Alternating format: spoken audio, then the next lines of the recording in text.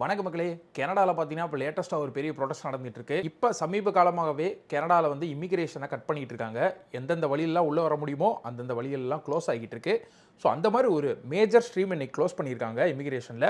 So அதை எதிர்த்து அந்த போராட்டம் நடந்துட்டு இருக்கு. அது என்ன ஸ்ட்ரீமு, என்ன போராட்டம் அப்படின்றத இந்த வீடியோவில் பார்க்கலாம். 2018 இருந்து 2023 வரைக்குமே ஒரு கனடியன் இமிகிரேஷனில் பொற்காலம் அப்படின்னு சொல்லலாம். எந்த நாட்டில் இருந்தாலுமே கனடாக்கு நான் படிக்க வரேன் அப்படின்னு சொல்லிட்டு உள்ளே வந்து படித்து முடிச்சுட்டு வேலை வாங்கிட்டு ஈஸியாக பிஆர் வாங்கிட்டு அப்படியே சிட்டிசன் ஆயிடலாம். ஆனால் என்ன ஆயிடுச்சு அப்படின்னு பார்த்தீங்கன்னா, இந்த 2020 டைம்லேருந்து 2023 டைமில் ரொம்ப ஓப்பனாக போயிடுச்சு. யார் அப்ளை பண்ணாலும் உங்களுக்கு ஸ்டடி விசா கொடுக்குற மாதிரி ஆயிடுச்சா. ஸோ என்ன ஆயிடுச்சு அப்படின்னா, நிறைய பேர் உள்ளே வந்துட்டாங்க. நானே இந்த டைமில் உள்ளே வந்தேன். ஸோ உள்ளே வந்ததுனால என்ன ஆயிடுச்சுன்னா, இவனுங்க பிளான் பண்ணலை இந்த அளவுக்கு ஆட்கள் உள்ள வருவாங்க அப்படின்னு சொல்லி. அதனால் வந்து வீடுகள்லாம் அவ்வளோவா கட்டவே இல்லை. அப்புறம் வந்து ரிசோர்ஸஸ்லாம் கம்மியாகிடுச்சு. ஸோ இங்கே இருக்கவங்க அடி வாங்க ஆரம்பிச்சிட்டாங்க. ஸோ அது வந்து அப்படியே கவர்மெண்ட்டுக்கு எதிராக திரும்ப ஆரம்பிச்சிருச்சு. எல்லா மக்களும் ப்ரொடெஸ்ட் பண்ண ஆரம்பித்தாங்க. ஸோ இது ரொம்ப உச்சகட்டமாக போய் பழைய பிரைம் மினிஸ்டர் ஜஸ்டின் ட்ரூடோ அவர் வேலையை விட்டே போயிட்டார்.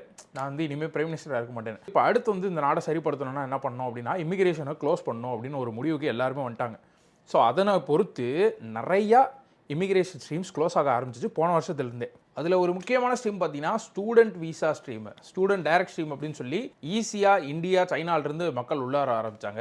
ஸோ அந்த ஸ்ட்ரீமையே க்ளோஸ் பண்ணி நீ ஸ்டூடெண்ட்டாகவே இனிமேல் வர முடியாதுடா அப்படின்ற மாதிரி கவர்மெண்ட் ஒரு சம்பவம் பண்ணிச்சு. அதாவது இங்கே வரதுக்கு பார்த்தீங்கன்னா வந்து பேங்க்கில் காசு கட்டணும், அந்த காசோடைய தொகையெல்லாம் கூட்டுறது, அப்புறம் வந்து ரொம்ப ஸ்க்ரூட்டினைஸ் பண்ணுறது அவங்களுடைய அப்ளிகேஷன், அந்த மாதிரிலாம் பண்ணி பாதி பேரை வரவிடாமல் பண்ணிட்டாங்க. இதில் என்ன ஒரு பெரிய கூத்து அப்படின்னு பார்த்தீங்கன்னா, கனடாவுக்கு இந்த இமிகிரேஷன் இஷ்யூ மூலயமா வர்றது யார் அப்படின்னு பார்த்தீங்கன்னா நம்ம மக்கள் தான், இந்தியா தான். அதுவும் இந்தியாவில் பார்த்தீங்கன்னா குஜராத், பஞ்சாபி இந்த பாப்புலேஷன் வந்து ரொம்ப அதிகமாக இருக்குது கனடாவில். அவங்க வர்றதுக்கு என்னனாலும் செய்வாங்க அப்படின்ற மாதிரி ஒரு நிலைமை வந்து இருக்குது. உண்மையில தான் இப்போயும் இருக்குது, முன்னாடியும் இருந்துச்சு, எப்போவுமே இருக்குது. அது என்ன ஆயிருக்குன்னா, இப்போ இவனுங்களுக்கு கனடியன் கவர்மெண்ட்டுக்கு கொஞ்சம் லேட்டாக தான் புரிய ஆரம்பிச்சிருக்கு. ஸோ அவங்க என்ன வேணால் பண்ணி உள்ளே வருவாங்க கனடாக்குள்ளே அப்படின்றத. ஸோ ஃபஸ்ட்டு வந்து ஸ்டூடெண்ட் டைரக்ட் ஸ்ட்ரீம் க்ளோஸ் பண்ணாங்களா. அதுக்கடுத்து பார்த்தீங்கன்னா விசிட் விசா வந்து சும்மாவே வர முடியாத மாதிரி தான் இருந்துச்சு. அதையும் வந்து ரொம்ப ஸ்க்ரூட்டினைஸ் பண்ணிட்டு ரொம்ப டஃப் பண்ணி விட்டாங்க, உள்ளே வர முடியாதுன்றபடி. ஆனால் உள்ளே வந்து நீங்கள் பிஆர் மாறணும்னா எல்எம்ஐஏ அப்படின்னு ஒன்று வாங்குற மாதிரி இருந்துச்சு. ஸோ அந்த எல்எம்ஐயையும் க்ளோஸ் பண்ணி விட்டாங்க. ஸோ நீங்கள் வெளியேருந்து உள்ளே வரவே முடியாதுன்ற மாதிரி. உள்ளே இருக்கிறவனையுமே வந்து ஒர்க் பெர்மிட் கன்வெர்ட் பண்ணுறதுக்கு எக்ஸாம் எழுதணும் அப்படின்ற மாதிரி கொண்டு வந்துட்டாங்க. இங்கிலீஷ் எக்ஸாம் எழுதணும் அப்படின்ற மாதிரி கொண்டு வந்துட்டாங்க. அப்புறம் வந்து நிறையா வழிகளில் வந்து நம்ம ஆட்களுமே உள்ளே வந்து திருடுத்தனம் பண்ணிட்டு இருந்தானுங்க. உள்ளே வந்து ஸ்டூடெண்ட் விசான வருது, ஆனால் வந்து காலேஜுக்கே போகாமல் அது ஒர்க் பெர்மிட்டாக மாற்றுறது, அப்புறம் வந்து ஓடி போயிடுறதுங்கடா ஊருக்குள்ளே, அப்புறம் ரெஃப்யூஜி கோட்டா அப்ளை பண்ணுறது, அந்த மாதிரி எந்தெந்த சிஸ்டம் இருக்கோ எல்லா சிஸ்டமே அப்யூஸ் பண்ணாங்கன்னா இவங்க விடுவாங்களா. இப்போ லேட்டஸ்ட் அஃபெக்ட் ஆகிற சிஸ்டம் என்ன அப்படின்னு பார்த்தீங்கன்னா OANP அப்படின்ற ஒரு சிஸ்டம் தான். இங்கே வந்து பிஆர் அப்ளை பண்ணுறாங்க தெரியுமா. ஸோ அவங்க வந்து எக்ஸ்பிரஸ் என்ட்ரி ப்ரொஃபைல்னு ஒன்று கிரியேட் பண்ணி அதில் வந்து இன்விடேஷன் அனுப்பும் கவர்மெண்ட்டு. ஸோ அவங்க வந்து பிஆர் அப்ளை பண்ணலாம். அதில் ஒன்றும் ப்ரொவின்ஷியல் நாமினேஷன் ப்ரோக்ராம் அப்படின்னு இருக்குது. இங்கே கனடாவில் உள்ள ப்ராவின்சஸில் இருக்கவங்க எல்லாத்துக்குமே உங்களுக்கு ஒரு ப்ரொவின்ஷியல் ப்ரோக்ராம் இருக்கும். அதில் நீங்கள் அப்ளை பண்ணி அந்த ப்ராவின்ஸ் உங்களை இன்வைட் பண்ணிட்டாங்க அப்படின்னு வச்சுக்கோங்களேன், உங்களுடைய பாயிண்ட்டு கொஞ்சம் கூடும். நிறைய 600 பாயிண்ட் கொடுக்குறாங்க. ஸோ அந்த பாயிண்ட் கூடும்போது உங்களுக்கு ஈஸியாக பிஆர் கிடச்சிரும். அதுதான் concept.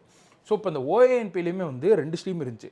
Express entry linked stream, நான் எக்ஸ்பிரஸ் என்ட்ரி லிங்க்டு ஸ்ட்ரீம்னு. இதில் அந்த எக்ஸ்பிரஸ் என்ட்ரி லிங்க்டு ஸ்ட்ரீமில் பார்த்தீங்கன்னா ஒரு 3 சப்டிவிஷன் இருக்குது.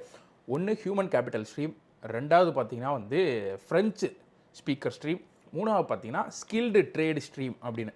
அங்கிட்டு மூணாவது இந்த நான் எக்ஸ்பிரஸ் என்ட்ரியில் பார்த்தீங்கன்னா இன்டர்நேஷ்னல் ஒர்க்கர் ஸ்ட்ரீம் அப்படின்னு ஒன்று இருக்குது, மாஸ்டர் ஸ்ட்ரீம் இருக்குது, PhD ஸ்ட்ரீம் இருக்குது. இந்த எல்லா ஸ்ட்ரீம்லையுமே OANPயில் வந்து லாஜிக்கான ஸ்ட்ரீம் எது அப்படின்னு பார்த்தீங்கன்னா 2 ஸ்ட்ரீம் தான். ஏன்னா நம்ம மக்கள் இங்கே உள்ளே வரவங்க நிறையா பேர், 100ல் ஒரு 95 பேர்கிட்ட வந்து யார் PhDக்கு வரமாட்டாங்க, யார் வந்து மாஸ்டர்ஸ்க்கு வரமாட்டாங்க. ஸோ அந்த இடத்துலையே அந்த 2 ஸ்ட்ரீம் அவுட் ஆயிடுது. அதாவது நான் எக்ஸ்பிரஸ் என்ட்ரியில் 2 ஸ்ட்ரீம் சொன்ன பார்த்தீங்களா, மாஸ்டர்ஸ் அண்ட் PhD, அது அவுட் ஆயிடுது. மொதல் ஸ்ட்ரீம் பார்த்தீங்கன்னா வந்து இந்த ஃபாரின் ஒர்க்கர் ஸ்ட்ரீம். அதாவது நீங்கள் இங்கே வந்து படித்து உங்களுக்கு வேலை கிடச்சிச்சுன்னா உங்கள் காலேஜ் மூலிமா அப்ளை பண்ணணும். ஸோ கண்டிப்பாக பண்ண மாட்டானுங்க. இந்த பக்கம் பார்த்தீங்கன்னா ஃப்ரெஞ்ச் ஸ்ட்ரீம் அப்படின்னு இருக்குது. அவனுக்கு ஃப்ரெஞ்சு தெரிஞ்சு தான் நம்ம ஊரில் இருந்தே நம்ம பிஆரில் வந்துட மாட்டோமா, இங்கே எதுக்கு படிக்க வரணும். அதனால் வந்து கண்டிப்பாக அங்கேயும் வந்து எவனும் போக மாட்டான். ஸோ மீத உள்ள 2 ஸ்ட்ரீம் என்ன அப்படின்னு பார்த்தீங்கன்னா ஸ்கில்டு ட்ரேடு ஸ்ட்ரீம், இன்னொன்று ஹியூமன் கேபிட்டல் ஸ்ட்ரீம். இந்த ஹியூமன் கேபிட்டல் ஸ்ட்ரீமில் வந்து யாரெல்லாம் செலக்ட் பண்ணுவாங்கன்னா, ஒரு என்ன சொல்கிறது, இன்ஜினியராக இருக்கவங்க, ஐடியில் இருக்கவங்க, அப்புறம் ஹெல்த் கேரில் இருக்கிறவங்க, அப்புறம் பார்த்திங்கன்னா வந்து மூன்றாவது ஃபினான்ஸில் இருக்கவங்க அப்படின்றது தான். ஆனால் இங்கே என்ன பிரச்சனை அப்படின்னா, கனடாவிலேருந்து நம்ம மக்கள்லாம் உள்ளே வராங்களா, அவங்களுக்கு வந்து உடனடியாக இந்த ஜாப்ஸ் கிடைக்கிறது ரொம்ப கஷ்டம். நீங்கள் உண்மையிலே உங்களுக்கு வேலை இருந்திருக்கு, ஊரில் வந்து நீங்கள் வேலை பார்த்துருக்கீங்க, எக்ஸ்பீரியன்ஸ் இருந்துச்சு, நீங்கள் ஹைலி ஸ்கில்டுனா இங்கே வேலை கிடைக்கும். அதை வச்சு நீங்கள் வந்து இந்த இதில் வந்து உங்களை செலக்ட் பண்ண சான்சஸ் இருக்குது. ஆனால் நிறைய பேர் students right out of college நம்ம இங்கே வராங்க உள்ள. ஸோ உள்ளே வரவங்க என்ன பண்ணுவாங்க அப்படின்னு பார்த்தீங்கன்னா, இங்கே படித்து முடித்தோன்னே இங்கே உள்ள கம்பெனிஸில் என்ன பார்க்கணும்னா ப்ரியர் எக்ஸ்பீரியன்ஸ் இருக்குன்னு பார்க்கும். கண்டிப்பாக யாருக்கும் ப்ரியர் எக்ஸ்பீரியன்ஸ் இருக்காது. ஏன்னா எல்லாருமே அப்போ தான் காலேஜை முடிச்சுட்டு வந்திருப்பானுங்களா. ஸோ அது கொடுக்காத போது அவங்க என்ன பண்ணுவாங்கன்னா ஆட் ஜாப்ஸ் பார்க்கணும். ஆட் ஜாப்ஸ்னால் வந்து டிம் ஹார்டன்ஸில் மேனேஜராக இருப்பாங்க. ஸோ இல்லைனா வால்மார்ட்டில் வந்து சூப்பர்வைசர் அப்படி தான் இருப்பாங்க. அதுலேயும் அடுத்த லெவல் போய் அதாவது எனக்குன்னு ஒரு ஏதாவது ஒரு வேலை நான் பார்க்கணும் அப்படின்னு சொல்லி நிறைய பேர் என்ன பண்ணுறாங்கன்னா வெல்டிங், ப்ளம்பிங், எலக்ட்ரீஷியன் அதெல்லாம் பண்ணுறாங்க. ஏன் இதை பார்க்குறாங்க அப்படின்னா இதுக்கு ஸ்ட்ரீம் இருந்துச்சு, இந்த ஸ்கில்டு ட்ரேடுன்னு ஒன்று இருந்துச்சு. ஸோ இது பார்த்தா தான் இதில் எடுப்பானுங்கன்னு சொல்லியே நிறைய பேருக்கு இதுக்கு வேலைக்கு போனானுங்க. நிறைய பேர் பார்த்தீங்கன்னா ஊரில் வந்து ஐடியில் வேலை பார்த்துருப்பாங்க 1 வருஷம். ஆனால் இது வந்து 1 வருஷம்லாம் ரொம்ப கணக்கெடுத்து வேலை கொடுக்க மாட்டாங்க ஐடியில்னு சொல்லிட்டு. நம்ம இந்த ஸ்ட்ரீமில் செலக்ட் ஆகும்னு நிறைய பேர் ப்ளம்பர் ஆனவங்கலாம் எனக்கு தெரிஞ்சவங்க இருக்கானுங்க.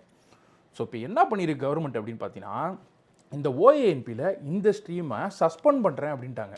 சஸ்பெண்ட் பண்ணது மட்டும் இல்லாமல் ஆல்ரெடி ஒரு 2600 அப்ளிகேஷன் வந்து ப்ராசஸ் ஆகிக்கிட்டு இருந்துச்சு. அவங்க எல்லாத்துக்குமே அந்த அப்ளிகேஷனை ரிட்டர்னும் பண்ணி அந்த காசையும் நாங்கள் ரிட்டர்ன் பண்ணுறோம் அப்படின்ற மாதிரி சொல்லிட்டாங்க.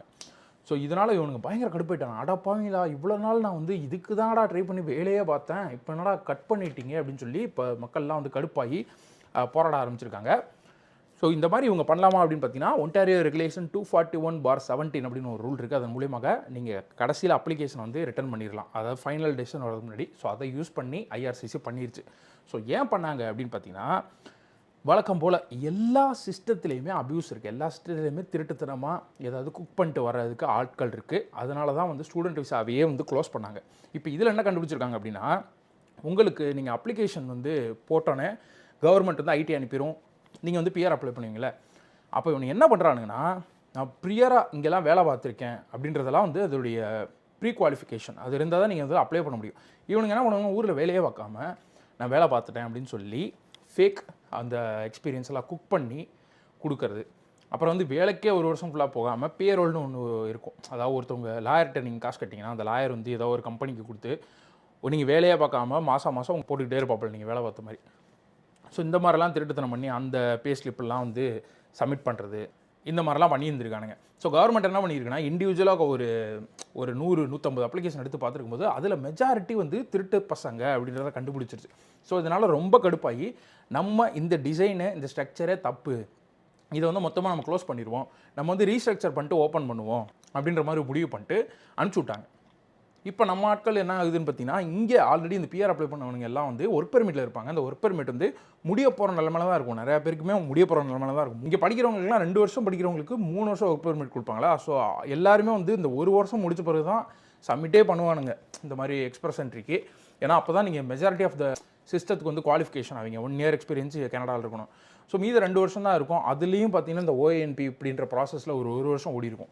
ஸோ அந்த டைமில் நீங்கள் கடைசியாக கொடுக்கும்போது நிறைய பேருக்கு மீதம் வந்து ஒரு 6 மாதம் அப்படி தான் இருக்குமே, நிறைய பேருக்கு முடிஞ்சு கூட போயிருக்கலாம். ஸோ அவங்களாம் வந்து ஊருக்கு தான் போகணும். ஐயோ இவ்வளோ காசு கொடுத்து நான் வந்து படித்து இவ்வளோலாம் பண்ணியிருக்கேனே, இது எங்களுடைய ப்ரிவிலேஜ் அப்படின்ற மாதிரி இங்கே வந்து போராடிட்டு இருக்காங்க அவங்க. ஆனால் இங்கே உள்ள கனடியன்ஸ் என்ன சொல்கிறாங்க அப்படின்னு பார்த்தீங்கன்னா, நீங்கள் படிக்கிறதுனால வந்தீங்க, ஆக்சுவலாக கனடியன் கவர்மெண்ட் வந்து நம்மளுக்கு பிஆர் கொடுக்கணுன்றது அவங்களுக்கு வந்து தேவையே கிடையாது. நம்மளுடைய டெசிஷன் என்ன அப்படின்னா, ஒரு 4 வருஷத்துக்கு முன்னாடி இது ஈஸியாக இருந்துச்சு, இப்போ வரவங்களுக்கு கொஞ்சம் கஷ்டமாக இருக்குது, அவ்வளோதான். ஸோ இப்போ வந்து இவங்க எல்லாரும் சேர்ந்து இப்போ ப்ரொடெஸ்ட் பண்ணிருக்காங்க, இந்த மாதிரி பண்ணக்கூடாது. இவங்களுடைய கோரிக்கை எல்லாம் என்னென்னா, 6-7 மாதம் வந்து நீங்கள் ப்ராசஸிங்கில் வச்சு கடைசி இடத்துல வேணாம்னு சொல்லி அனுப்பிச்சிங்கன்னா எங்களுக்கு வந்து எல்லாமே வேஸ்ட்டு. மேலும் எங்களுடைய லைஃப்லேயே வந்து ஒரு 2-3 வருஷம் வந்து கனடாக்கு போட்டிருக்கோம், இப்போ வந்து நீங்கள் பிஆர் கொடுக்க மாட்டேன்னு சொல்லி அனுப்பிச்சிங்கன்னா அதுவும் வேஸ்ட்டுன்னு சொல்கிறாங்க. அப்புறம் இண்டிவிஜுவலாக வந்து ஒவ்வொரு அப்ளிகேஷனாக எடுத்து நீங்கள் வெரிஃபை பண்ணணும். அப்படி பண்ணால் மட்டும்தான் வந்து உண்மை தெரியும். ஏன்னா நிறைய பேர் நீங்கள் மொத்தமாக வந்து ஸ்கேமர்ஸ் ஃப்ராடுன்னு சொல்லி சாயம் பூசி விட்டிங்கன்னா, அப்போ நான் வந்து கரெக்டாக வேலை பார்த்தவங்களா என்னப்பா அப்படின்னு சொல்லி இவங்களும் கேட்குறாங்க. ஸோ கவர்மெண்ட் அதை பண்ணுமா அப்படின்னு தெரியல. ஆனால் இப்போதைக்கு பார்த்தீங்கன்னா டெம்பரவரி சஸ்பென்ஷன் அப்படின்னு சொல்லிட்டாங்க. ஸோ அடுத்து இந்த மாதிரி ஆட்கள் இப்போ கனடா வந்து பிஆர் வாங்கணும் அப்படின்னு நினைக்கிறவங்களுக்கு ஒரு ரியாலிட்டியான ஒரு வே என்னன்னா, ஒன்று அவங்க வந்து ஹெல்த் கேரில் இருக்கணும். ஏன்னா அதுதான் இங்கே வந்து எப்போவுமே வந்து எடுக்கிற ஒரு டிபார்ட்மெண்ட். இல்லைனா கண்டிப்பாக ஃப்ரெஞ்சு தெரிஞ்சே ஆகணும். ஃப்ரெஞ்சு தெரியலைன்னா எடுக்கிறது ரொம்ப கஷ்டம். இதையும் தாண்டி அடுத்து நிறைய நியூஸ் வருது என்ன அப்படின்னு பார்த்தீங்கன்னா, இங்கே நீங்கள் படிச்சிருந்தாலுமே உங்களுக்கு வந்து இந்த போஸ்ட் கிராஜுவேட் ஒர்க் பெர்மிட்னு ஒன்று கொடுப்பாங்க. அதுவுமே இனிமேல் எப்படி அப்படின்னா வந்து எந்த ப்ராவின்ஸில் இருக்கீங்களோ அந்த ப்ராவின்ஸில் என்ன டிபார்ட்மெண்ட்டுக்கு தேவைப்படுதோ வேலை எக்கனாமிக் வைஸாக அதில் நீங்கள் படிச்சிருந்தால் மட்டும்தான் உங்களுக்கு கொடுப்பாங்க. இப்போ உதாரணத்துக்கு என்ன சொல்லலாம் அப்படின்னு பார்த்தீங்கன்னா, நான் இங்கே வந்து ப்ராஜெக்ட் மேனேஜ்மெண்ட் படிக்கிறேன் அப்படின்னு சொல்லிட்டு இப்போ நான் வந்திருக்கேன். ப்ராஜெக்ட் மேனேஜ்மெண்ட் படித்து முடிச்சுட்டு ஒர்க் பெர்மிட் அப்ளை பண்ணுறேன். ஆனால் என்னுடைய ப்ராவின்ஸில் ஒர்க் வந்து ஹெல்த் கேருக்கு மட்டும்தான் இருக்குது, கன்ஸ்ட்ரக்ஷனுக்கு மட்டும் தான் இருக்குது அப்படின்னா வந்து கண்டிப்பாக என்ன எடுக்க மாட்டாங்க, ஊருக்கு தான் அனுப்பிச்சி விடுவாங்க. அந்த மாதிரி திட்டங்கள்லாம் ரெடி ஆகிட்டு இருக்குன்ற மாதிரி கனடியன் இமிகிரேஷன்லேருந்து ஒரு நியூஸ் இப்போ வெளியே வந்திருக்கு. அது என்ன மாதிரி ஆகும், எத்தனை பேர் அஃபெக்ட் பண்ணும் அப்படின்னு தெரியல. நான் இவ்வளோ நாளைக்கு வந்து வெளியே இருக்கவங்க தான் அஃபெக்ட் பண்ண உள்ளே வர முடியாது, உள்ளே இருக்கவங்க இப்படியே தப்பிச்சிருவாங்கன்னு நினச்சேன். ஆனால் இவங்க உள்ளே இருக்கவங்களுக்கு அப்ளிகேஷன் ரிட்டர்ன் அனுப்புகிறாங்கன்னா இங்கே இருக்கிறவங்களுக்கு இன்னும் என்னெல்லாம் நடக்க போகுது அப்படின்றத பொறுத்து இருந்தால் பார்க்கணும். ஆனால் நீங்கள் பிஆர் வெயிட் பண்ணிங்கன்னா தயவுசெய்து டைம் வேஸ்ட் பண்ணாதீங்க. ஊரில் இருக்கவங்களும் சரி, உள்ளே இருக்கவங்களும் சரி, ஃப்ரெஞ்ச் படிக்க ட்ரை பண்ணுங்கள். ஃப்ரெஞ்சுனா வந்து சும்மா பேசிக்காக ஃப்ரெஞ்சு படிக்கிற மாதிரி இல்லை, டெஃப்னு ஒன்று இருக்குங்க. அது எழுதுனா தான் வந்து ஃப்ரெஞ்சு ஸ்கோர் வந்து உங்களுக்கு அதிகமாகும். அந்த ஸ்கோர் அதிகமான தான் உங்களுக்கு சிஆர்எஸ் அதிகமாகும், பிஆர் கிடைக்கும். ஸோ டெஃப்க்கு நீங்கள் கான்சன்ட்ரேட் பண்ணி படிக்க பாருங்கள். இந்த வீடியோ பிடிச்சிருந்தால் லைக் பண்ணுங்கள், சப்ஸ்கிரைப் பண்ணுங்கள். மீண்டும் அடுத்த வீடியோவில் சந்திப்போம்.